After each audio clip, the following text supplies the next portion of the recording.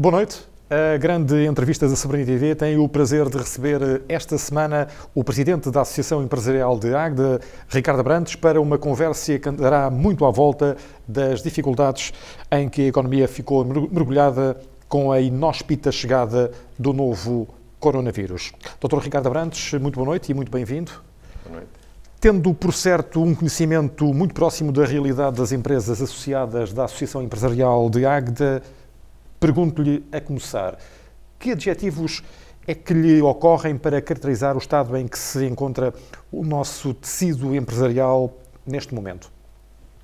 Bem, se estar bem de saúde é um adjetivo, ou se puder ser considerado como um adjetivo, eu acho que o nosso tecido empresarial está bem de saúde.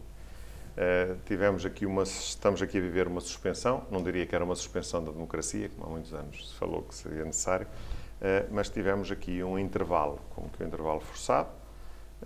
As empresas estão a aproveitar para se preparar para um futuro próximo, e eu acredito que seja um futuro, enfim, muito próximo do que aquilo que vivemos no passado, não igual, porque o futuro, certamente, como sempre, vai se escrever no futuro, e a situação dificilmente voltará a ser o que era, pelo menos neste crescimento doido que nós estávamos a tentar viver, porque também já não estávamos a viver.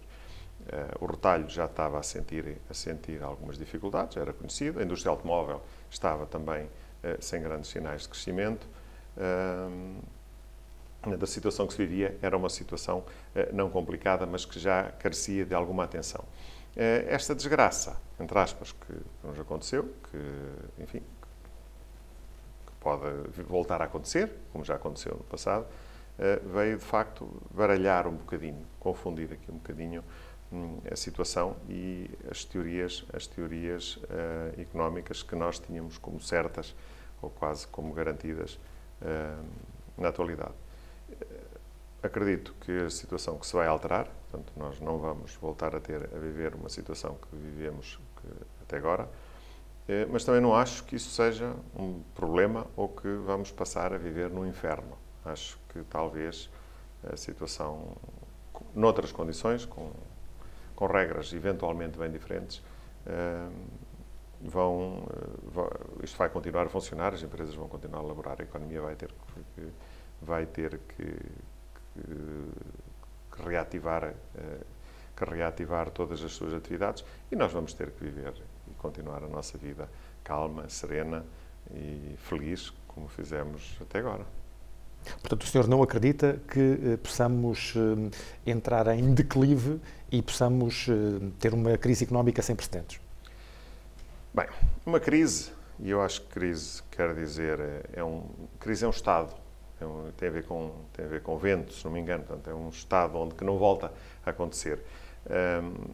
Eu não lhe vou chamar crise. Nós, nesta altura, o problema que nós temos foi que nós parámos a economia, quase toda a economia, não foi a economia toda, não é? Portanto, uma parte da economia parou, as pessoas tiveram que ficar em casa, tiveram que se proteger e eu não acho que isto seja uma crise. Nós tivemos no passado o problema e a crise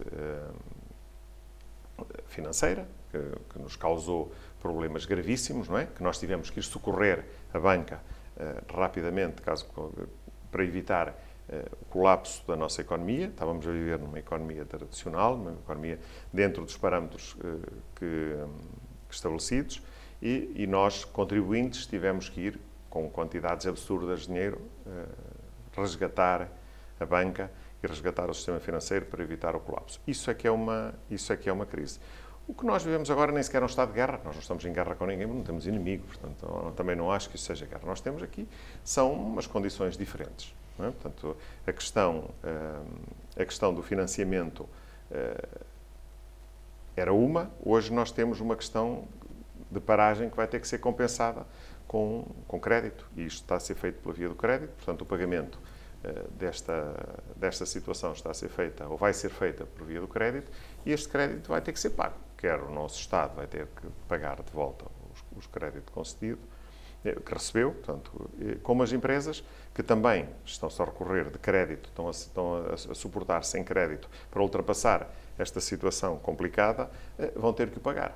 Portanto, o que é que vai acontecer? Vai acontecer que nós vamos ter aqui há algum tempo em que vamos ter que estar a trabalhar para pagar o crédito que nós recebemos, que nós assumimos, para fazer face a esta situação que nós tivemos de paragem forçada. Portanto, eu não quero chamar isto de uma crise. Porque, afinal, ninguém dá nada a ninguém. Porque ninguém dá nada a ninguém. Aliás, da mesma forma que nós não estamos em guerra por não termos inimigos, nós também não temos ninguém que dê, porque dinheiros públicos não existem, como dizia a senhora Thatcher, existem dinheiro dos contribuintes. Portanto, o Estado, a única coisa que faz é gerir o dinheiro dos contribuintes, é gerir o nosso dinheiro. Eles não têm dinheiro. Tiveram no passado empresas produtivas, empresas lucrativas, mas que, com o degradar, entre aspas, dos nossos sistemas políticos, as foram entregando ao setor privado em sucessivas privatizações, não porque isso trouxesse alguma vantagem para as empresas, ou para as pessoas, ou para a economia, mas porque foi uma fonte de rendimento tremenda para o próprio Estado. Então permitiram-se privatizar tudo o que havia para privatizar, inclusive a setores estratégicos, e refiro-me concretamente ao setor da energia. Por exemplo, hoje falamos em nacionalizar a TAP, por exemplo, que eu não vejo com mal nenhum, também acho que é um setor estratégico. De qualquer maneira, aquilo que o Estado paga para a TAP, mais valia nacionalizá-la mesmo. Mas eu acho que quando nacionalizássemos a TAP, deveríamos pensar em nacionalizar outros setores estratégicos, porque a economia hoje é outra. E vai ser outra, vai ser escrita por outras pessoas e vai ser escrita com outros lápis. E eu parece-me que a situação de nacionalizar todos os setores estratégicos, como uma grande parte dos setores estratégicos no país, faria todo sentido. E veja, nós temos o petróleo com uma queda brutal. Nós temos uma queda de consumo de combustíveis sem precedentes. Também as pessoas estão em casa, não é? As empresas, embora que as empresas estejam a funcionar, porque nós temos a distribuição alimentar, por exemplo, a farmacêutica e alguns setores e muitos outros setores que estão a funcionar. Nós temos o petróleo a descer brutalmente para valores quase nunca atingidos. Nós temos o Brent, que tem-se aguentado um bocadinho mais, que serve de referência para o nosso, por exemplo, para o gás natural, a cair menos que o barril do petróleo, mas a cair bastante. Eu ainda não vi em lado nenhum escrito, ou em fatura nenhuma, que a fatura ou que o preço do gás natural vá descer. Por exemplo, o gás natural está indexado ao Brent.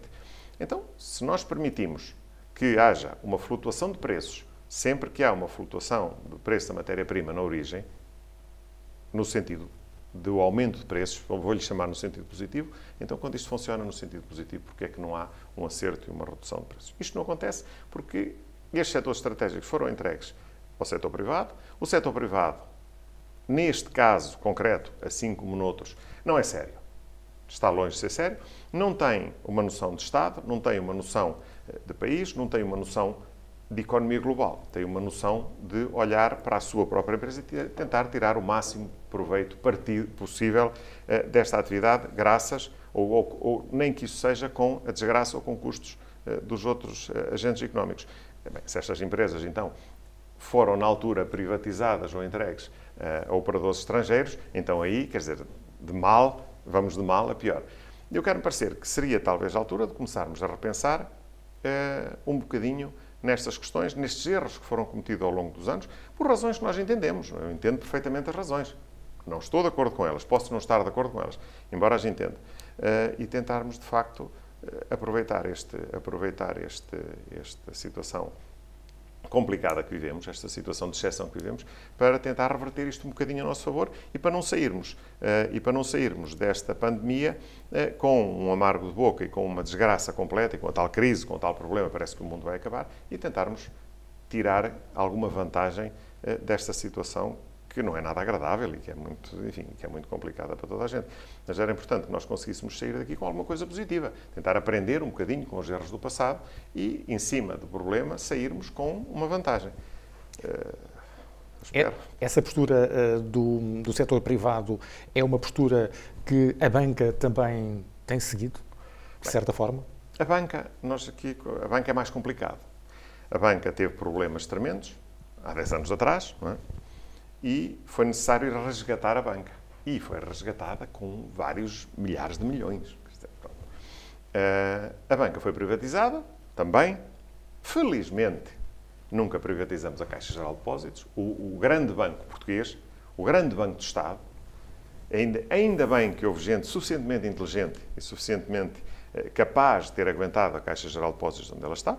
Tanto é que a Caixa Geral de Depósitos salvou, ou foi salvar o resto da banca, e nós sabemos os bancos que foram salvos pela Caixa Geral de Depósitos. Eu posso-los enumerar aqui, embora não me pareça que seja muito simpático nos dias de hoje estar a fazer isso, mas eu acho que toda a gente sabe quem são. Claro, depois, a seguir a isso, foi preciso resgatar a Caixa Geral de Depósitos. Depois é evidente, se eles andaram a pagar os prejuízos de todos os outros. Portanto, nós mantivemos uma Caixa Geral de Depósitos, o grande banco de Estado. E ainda bem. O segundo banco que sai muito queimado nesta história toda é o BES. Pelas razões todas também sabemos, também nós vamos discutir aqui. Hoje temos um novo banco. Hoje, o novo banco está a ter uma postura de Estado. Está a ter uma postura séria. É um banco com muitos problemas, como nós sabemos. É um banco que se tentou vender, que se tentou comprar, que se voltou a tentar vender, que foi também muito resgatado. Mas nesta situação que nós vivemos hoje é um banco que está a ter uma postura de Estado que merece o meu louvor hoje aqui. Claro que, em primeiro lugar, está a Caixa Geral de Depósitos. E depois todos os outros bancos que têm vindo também a colaborar. Não todos da mesma forma. A banca, da mesma forma que nós precisamos em que foi necessário salvarmos a banca, porque senão não havia banca. Em Portugal não havia banca e nós, em 6 anos, deixamos estourar, entre aspas, 6 bancos. 6 anos, 6 bancos, sem falar nos milhões de milhões que foram gastos. Eu às vezes pergunto-me onde é que eles foram gastos, porque parece-me impossível fazer desaparecer aquela quantidade absurda de dinheiro. Mas foi preciso resgatar a banca, porque a banca não existiria. Na altura dizia-se, a banca pode funcionar como sistema sanguíneo, como a forma de ter a economia a funcionar. Pois hoje nós chegamos, de facto, à conclusão que isso está longe de ser verdade. E a banca é um parceiro, tal qual como é outro parceiro qualquer, com as suas dificuldades. O Estado resolveu apoiar-se na banca ou dar à banca outra vez a hipótese de se redimir e de tomar a posição de, enfim, não direi de líder, mas de distribuidor nesta situação complicada, em que nós, com o recurso ao crédito que eu lhe falava há pouco, não, porque é a forma que foi estabelecida para resolver a questão que vivemos hoje, a banca é um sistema complicado. Eles são muito complicados. Primeiro, são lentos, são burocráticos. Também tem que ser. Também não pode ser assim tudo muito rápido. Não é? Parece-me que desta vez que houve aqui um excesso de zelo e houve aqui uma entrega que devia ter sido tida com mais cuidado, porque as empresas estão a ser sujeitas à análise de risco, estão a ser sujeitas a rating, mas na altura em que a banca precisou de ser resgatada, nunca se colocou a questão da análise de risco, nem a questão de rating, nem fosse o que fosse. Porque se assim fosse, a banca não teria sido resgatada porque não reunia o mínimo de condições para ser resgatada. Portanto, o que é que acontece? Hoje, nós temos empresas que têm dificuldades, que já tinham dificuldades já há meio ano, e vai ser sempre assim, foi sempre assim no passado e vai ser sempre assim no futuro, umas melhor, outras são piores, são os ciclos, não é? E hoje a banca, por indicação do Estado, prepara-se para ajudar as empresas que tenham condições para ser ajudadas. Mas eu acho que há empresas que têm algumas dificuldades que também têm condições para ser ajudadas e que não vão ser. Portanto, nós estamos aqui a ter 2 pesos e 2 medidas. A banca vai servir de intermediário e vai tratar aqui de suportar e de servir de apoio às empresas que o necessitem, mas para isso segue os seus procedimentos normais. Quando no passado, quando foi preciso resgatar a banca, esses procedimentos única e simplesmente não existiram, porque senão há bancos que nós hoje não estaríamos aqui a falar, porque não reuniam um mínimo de condições para nada. Portanto, a relação com a banca tem que ser tida sempre com muito cuidado.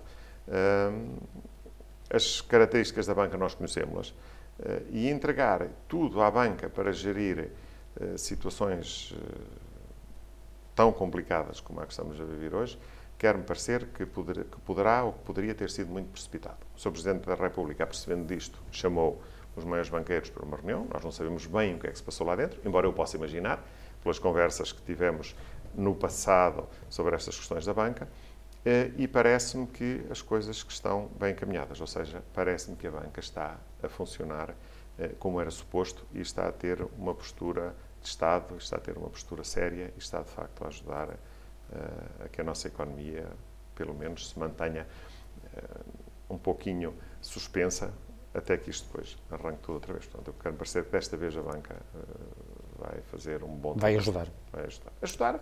Não vai ajudar nada. Quer dizer, vamos com calma. Se são disponibilizados créditos a taxas de juros negativas e depois são entregues à banca para a banca gerir, e se lhes permite que seja cobrada uma comissão, ajudar, calma. Ajudar seria pegar nesses meios disponíveis e distribuí-los pela economia. Isto não teria que ser pela banca, isto podia ter sido feito por outra via, como os Estados Unidos estão a fazê-lo por outra via, e outros países, não é? Portanto, não tem obrigatoriamente, não teria nunca que seguir pela banca, podia funcionar pela Segurança Social, por exemplo, podia funcionar de muitas formas.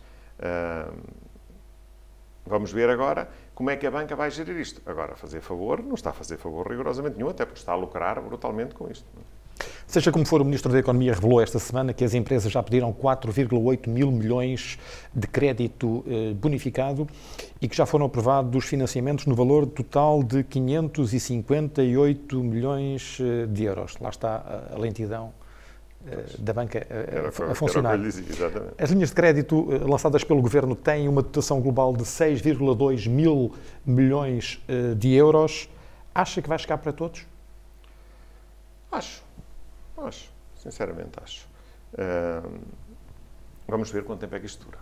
Não é? Portanto,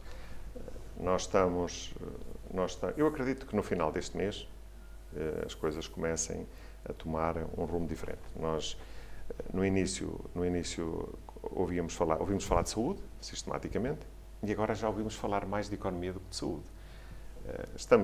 Como nós não estamos sozinhos neste problema, também temos que olhar para os nossos parceiros.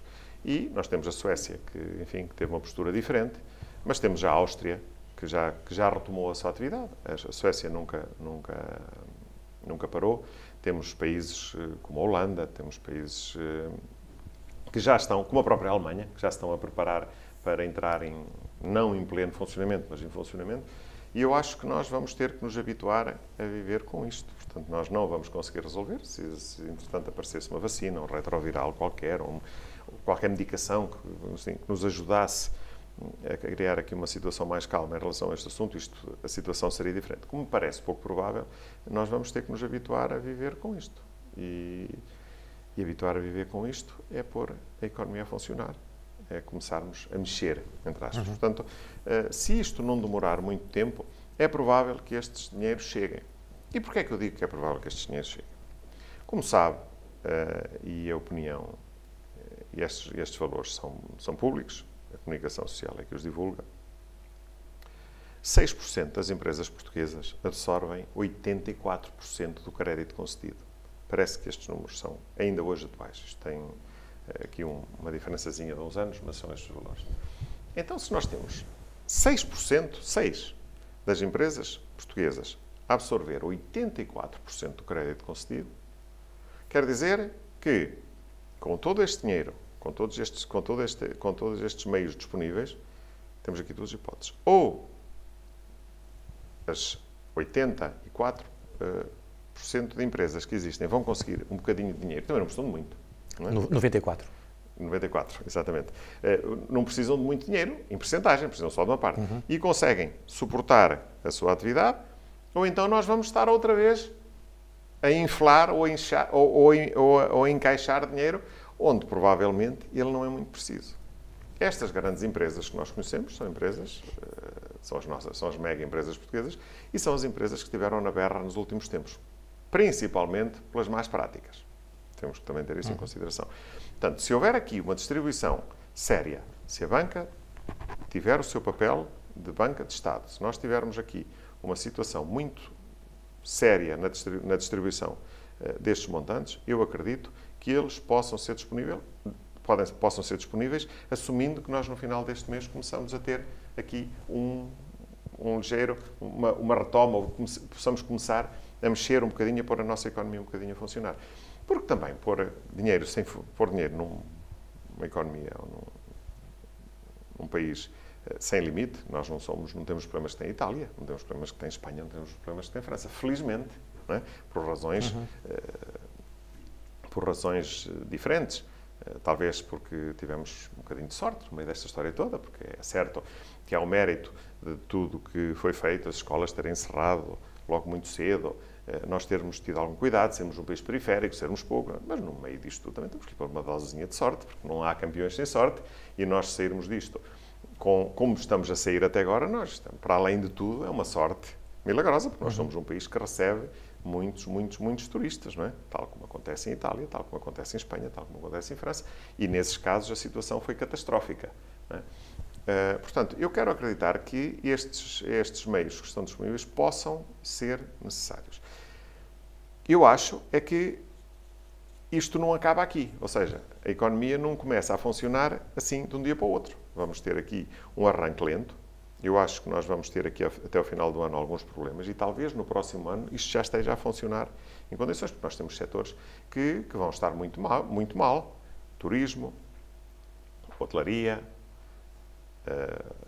a aviação, é melhor nem falarmos nisso porque a coisa está a correr que é uma desgraça. Mas estes setores, temos o retalho, temos calçado, temos têxtil, portanto, nós temos aqui situações, o próprio turismo, quer dizer, vai ser difícil conseguirmos atingir os níveis de ocupação, os níveis de turismo a que estávamos habituados. E quando conseguirmos, eu pergunto, e agora como é que vamos fazer? O pequeno almoço do hotel que tinha um buffet com uma pinça para nós irmos tirar o pequeno almoço vai funcionar? Provavelmente que não, porque não temos que desinfetar a pinça todas as vezes que tirássemos qualquer coisa, não é?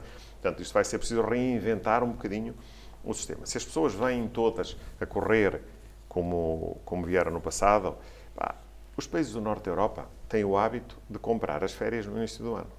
Escolhê-las, marcá-las, comprá-las e começar a pagá-las, porque, como sabe, são pagas em prestações.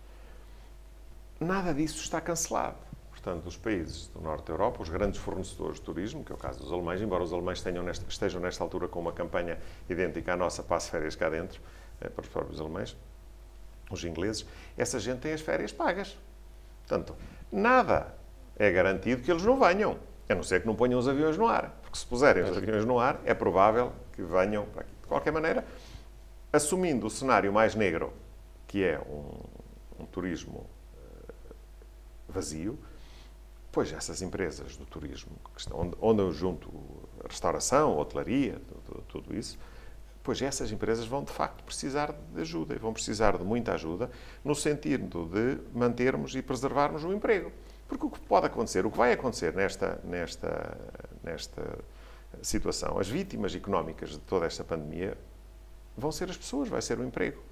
Né? E eu acho que, nesta altura, o importante é mantermos o emprego, tentarmos assegurar que, de facto, o emprego não se degrade muito, que se vai degradar, mas que não se degrade. É incontornável. É incontrolável, mas que se degrade, ou pelo menos que seja possível controlá-lo ou suportá-lo. Controlá-lo não é possível, mas suportá-lo. Ou seja, se nós tivéssemos uma escalada de desemprego, as pessoas sem desemprego vêm-se aflitas. Portanto, quando o desemprego, se o desemprego aumentasse muito, nós íamos ter criminalidade, íamos ter suicídios, íamos ter milhões de problemas que eu espero nunca lá chegarmos. Primeiro, somos poucas pessoas. E depois, porque o Estado, para que é que serve o Estado? Então, se o Estado serviu para ir salvar bancos, também vai ter que servir para salvar pessoas.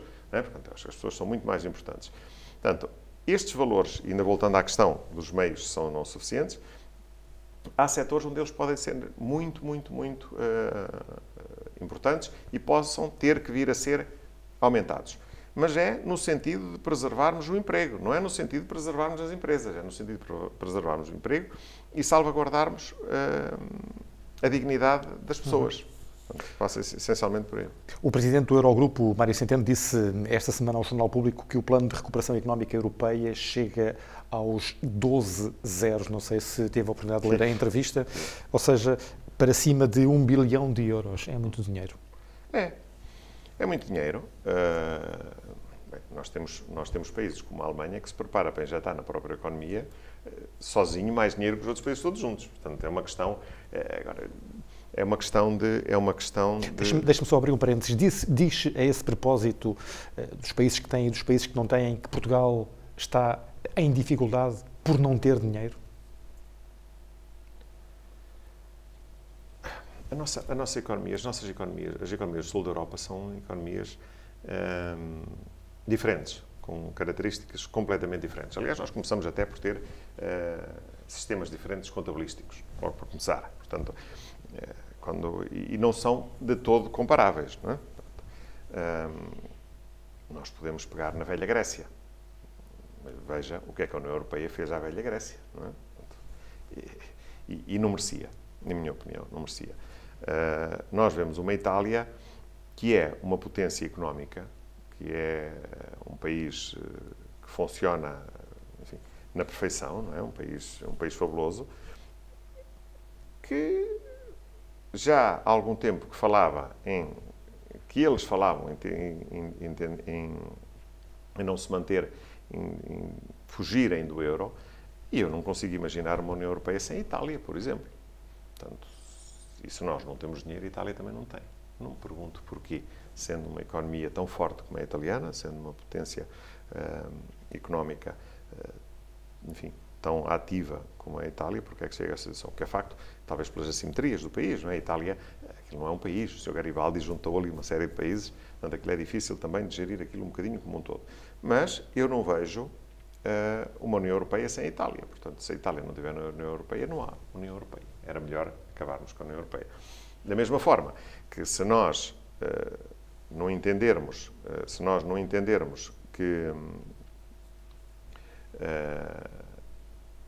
se nós não entendermos esta arquitetura do euro com os países que têm e com os países que não têm, pois então corremos o risco da desintegração da zona euro. Mas os nossos governantes e os nossos políticos e a União Europeia têm consciência disso. Portanto, nós não somos comparáveis, mas também não somos comparáveis com outras coisas, com muitas outras coisas, porque eu acho que nós não somos comparáveis a nada. Acho que nós somos um país, e eu conheço vários países, uns são assim e outros são assado. Para não estarmos a comparar alhos com bugalhos, é a mesma coisa que comparar povos, é a mesma coisa que comparar países, é a mesma coisa que comparar economias. Portanto, o facto de Portugal não ter, de Espanha não ter, de Itália não ter e o Norte da Europa ter, da Alemanha ter, quer dizer, nós também depois vamos comprar tudo à Alemanha, não é? Vamos comprar as máquinas, vamos comprar os carros, vamos comprar. Parece-me que é uma questão muito complicada e tem que ser tratada com pinças. Tem que ser tratada como um todo e como fazendo parte de um grupo que é assim desde que o grupo existe. Caso contrário, nós corremos o risco de haver uma desintegração total do euro. Não sei se quer recuperar o número do Mário Centeno. Ficou assim, mais ou menos... Não, o número de Mário Centeno é um número grande, mas não quer dizer muito. A certa altura, os números às vezes ficam tão grandes e os valores o empolamento é tão grande, é que uma inflação tão grande, isto incha de tal maneira que nós deixamos de ter noção exata de facto do que é que são esses números. E eu tenho muita dificuldade em entender esses números, porque são tantos zeros, que eu sinceramente não sei bem para que é que aquilo serve. Porque a certa altura gostamos agora, vamos dividir isto, porque ainda não falamos como é que vamos dividir isto. Nunca ninguém disse, nós vamos disponibilizar grandes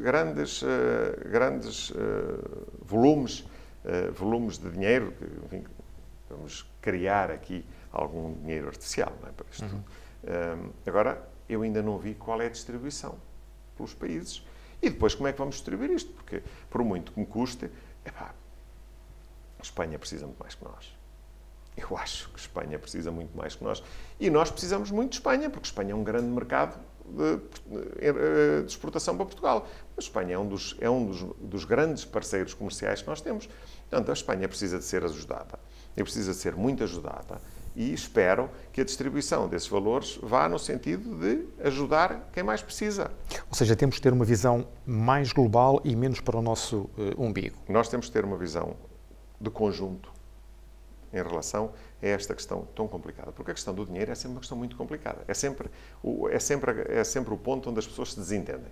É sempre pelo dinheiro.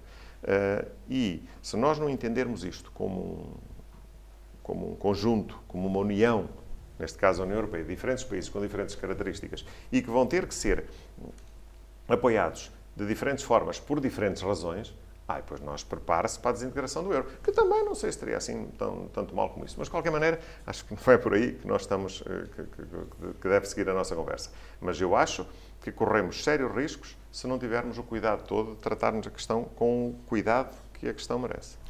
A Associação Empresarial de Águeda tem reclamado, e já não é de agora, se verdade seja dita, uma série de medidas junto do Governo, apelos, na maioria, nunca escutados. Pois. Tem esperança que seja agora? Tenho esperança que seja agora mais do que nunca. Primeiro, porque o Governo tem-nos tido como parceiro, que é muito bom. Justiça seja feita, e este Governo tem-nos ouvido, que é muito, muito interessante.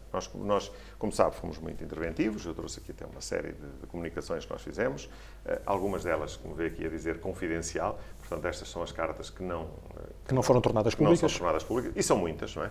Portanto, temos aqui questões, sei lá, em que nós pedimos a suspensão e a devolução dos pagamentos da taxa municipal relativa a 2020, relativa às esplanadas, e que são encerradas por força de lei, ainda voltando um bocadinho E isso no plano municipal? Esta é no plano municipal. Esta é o Sr. Presidente da Câmara de Águeda, que está aqui confidencial também. As outras também seguem. Portanto, nós temos tido sempre o cuidado de ir acompanhando e de ir informando dentro do possível o Governo e também o município, como vê. Portanto, eu peguei aqui nesta carta que não estava bem dentro do que eu estava, do meu raciocínio, mas serve na perfeição. Mas também tinha aqui uma questão para lhe colocar a nível municipal sobre as medidas que já foram tornadas públicas, se no seu entender podiam ser tomadas outras para minimizar as dificuldades que esta pandemia já está a provocar aos nossos empresários. Portanto, poderá responder de uma só vez. Bem, estas reivindicações todas que nós temos feito, sei lá, que passam desde a questão dos financiamentos, desde a questão das esplanadas, desde a questão do gás natural, não é? Desde a questão das tarifas energéticas, porque sabe que pelo facto da empresa, se para a empresa e fecha a empresa, a fatura energética, a fatura de eletricidade não passa a zero, não sei se sabe, mas deveria passar. E nós temos feito os possíveis e os impossíveis para que passe a zero, mas não passa. Nós temos sido transversais em toda esta questão. E temos recebido sempre um bom feedback da parte do Governo. Em alguns pontos que nós temos apresentado, eles têm-nos inclusive agradecido a chamada de atenção. O Gabinete do Sr. Presidente da República também nos tem respondido, sempre. Falta-nos aqui, de facto, o Presidente da Câmara de Águeda a responder-nos. Mas eu acredito que ele nos vai responder, ou pelo menos que vai tratar estas questões que nós pomos com a seriedade que elas merecem. E nós, de facto, temos feito, embora sendo uma associação regional, mas em que nós alargamos um bocadinho a nossa esfera de ação, e já fazemos isso há muitos anos, não é? Nós temos tentado ser e temos sido sempre um parceiro muito interveniente e muito ativo nesta questão, nas questões económicas e nas questões também sociais desta pandemia. Já falámos aqui ao de leve sobre o desemprego, que irá disparar, provavelmente. Eu espero que não. Eu acho que não tem que disparar, a sério. Deixa-me fazer-lhe aqui uma pergunta. O layoff pode ser um mecanismo que desencadeie uma série de despedimentos? Não. Não? Não acreditem nisso? Não. Eu acho que não. Eu acho que a pior coisa, um dia perguntaram-me, e já foi há muito tempo, perguntaram-me em Lisboa, numa entrevista parecida com esta, perguntaram-me qual era a pior coisa que podia acontecer a um empresário, na altura referimos à Águeda, mas eu posso alargar um bocadinho aqui a questão dos empresários, mas qual era a pior coisa que podia acontecer a um empresário? E a minha resposta foi, é ter que despedir alguém. Sinceramente, eu acho que a pior coisa que um empresário pode ter que fazer é ter que despedir uma pessoa. Pior do que fechar uma empresa? Bem, se nós chegarmos a fechar a empresa, já despediu muitos anos. Portanto, antes de despedir a empresa, antes de fechar a empresa, estamos a despedir pessoas. Portanto, o fechar a empresa é o limite, não é? É o limite. Portanto, eu não chego a esse limite. Mas a pior coisa, espontaneamente, me perguntar assim, qual é a pior coisa? Eu dizer, a pior coisa é despedir uma pessoa. Porquê? Porque o empresário gosta de crescer, gosta de expandir, gosta de estar ativo, por isso é que é empresário, não é? Porque os empresários nasce-se, não se faz, não se aprende, quer dizer, há umas academias por aí, vai-se para a universidade aprender uma série de conceitos que se calhar hoje vão ter que ser reescritos, alguns, para ajudar as pessoas a pensar, mas o empresário, este espírito, esta coisa inata, não se aprende muito, não é? Ou melhor, não há muito onde aprender, ou se nasce, ou se tem características, por isso, como um pintor, nós olhamos para uma obra de arte, e eu também sou capaz de fazer umas pinturas, mas depois nós olhamos para o meu quadro e dizemos, falta ali a alma do artista. O que é a alma do artista? Ninguém sabe explicar. Portanto, a alma do empresário também é assim, alguma coisa que ninguém sabe explicar muito bem. Claro, depois é preciso ter formação para aguentar tudo isto, mas, portanto, o empresário gosta de crescer, gosta de ter sucesso. É uma das características também do empresário. Portanto, despedir alguém é um retrocesso, que não está na mentalidade do empresário. Portanto, falar em desemprego, falar em despedir pessoas aos empresários é um antidiscurso, porque é o discurso que o empresário não atende. Pode ser uma fatalidade, pode ser uma consequência inevitável de qualquer outra coisa, mas não é um discurso que o empresário entenda, porque o empresário não entende mesmo. E para alguns empresários que já não estavam em boa situação, esta pandemia pode servir de justificação para fecharem as suas empresas? Como sabem, nós ao longo dos tempos, as empresas têm ciclos, não é? Portanto, e ciclos económicos, são as empresas, são os países, são as economias, não é? Portanto, nós temos sempre um crescimento, depois temos um boom, depois temos uma recessão, depois temos uma depressão, depois temos um crescimento, portanto, vamos andando. Teoricamente, a curva devia crescer assim, não cresce, porque o erro que cometemos aqui não devíamos cometer aqui, portanto, a curva deveria, assim, infelizmente também não é, porque as situações se vão alterando. E parece-me que depois desta pandemia a situação económica está completamente alterada, porque nós não sabemos bem como é que isto vai funcionar. Se as pessoas vão ter memória curta e se isto vai passar tudo a funcionar, nós não sabemos como é que o setor automóvel vai reagir. O setor automóvel é um setor que estava já com alguns problemas. E quais eram os problemas do setor automóvel? Não sabíamos se os carros iam ser elétricos, se iam ser híbridos, se iam ser assim, se iam ser assado. Já estava a haver enfim, alguns ajustes e reajustes no setor automóvel, e a economia é feita de empresas que, enfim, umas estão melhor, outras estão pior, umas existem, outras não existem. Eu imagino que os empregos do futuro, os empregos daqui a 20 anos, provavelmente 90% deles não existem hoje. É bem provável que não existam hoje. Não é? Portanto, pelo menos uma parte dos empregos de 2040 hoje não existem. Disso pode ter a certeza absoluta. Como há 20 anos atrás, empregos que existem hoje também não existiam. Não é? E esta é uma característica normal das economias. Portanto, de toda esta máquina, de toda esta envolvente. É provável que há certamente empresas que já não estariam muito bem antes desta pandemia. Nós temos empresas nacionais que já não estavam muito bem. A TAP já não estava muito bem antes desta coisa, não é? Antes deste problema, e agora vai estar pior. Que isso sirva de desculpa, custa-me a crer. Porque eu acho que não é preciso desculpa nenhuma. A coisa ou funciona ou não funciona. Se me disser assim, esta pandemia vai ajudar empresas que estariam com algumas dificuldades a sair dessas dificuldades, depende muito de que é que estamos a falar. Se é uma questão de mercado, pois vamos ter que ter algumas dificuldades. Se essa empresa produz produtos que estão desajustados ao mercado, se tiver uma fábrica de fazer, sei lá, rolos para máquinas fotográficas, vou ter alguns problemas, porque as máquinas fotográficas hoje não têm rolo, não é? Portanto, depende. E depois há sempre houve até agora uma deslocação de compra, que eu espero que isso nos possa ser muito vantajoso. Nós falamos hoje no design generativo. O design generativo baseia-se numa produção aditiva, e nós temos uma produção subtrativa ainda instalada, e vamos ter durante muito tempo. Que num futuro próximo a produção vai ser toda aditiva. Quando produzir os meus óculos, não vou fazer aqui uma parte para lhe tirar outra. Vou construir esta parte, sem desperdício, portanto, com um processo nunca subtrativo. Essas empresas têm que se readaptar. Portanto, se havia empresas que estavam com algumas dificuldades, seja qual for o motivo, se esta paragem servir para equilibrar, para reestruturar, para, enfim, fazer o tal compasso de espera que poderia ser necessário, até em termos de mercado, depois eu acho que elas vão certamente funcionar.